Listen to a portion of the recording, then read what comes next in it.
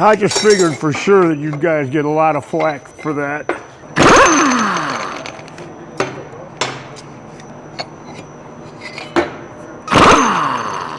In this place, I've probably glued 1,000 of them. Fat ones, real skinny ones, I've glued them all and everything in between. And none of them have ever leaked.